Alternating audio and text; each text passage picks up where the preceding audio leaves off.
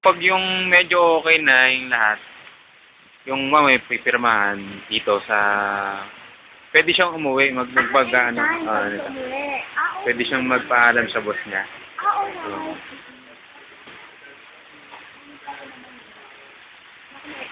Yeah. Kaya nga eh. Oo nga po.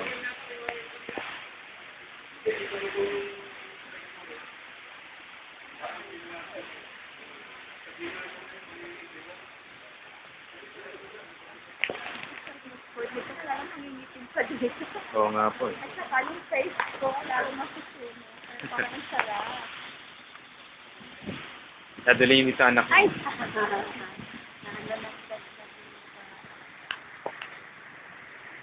Ang dami nakakita ka na.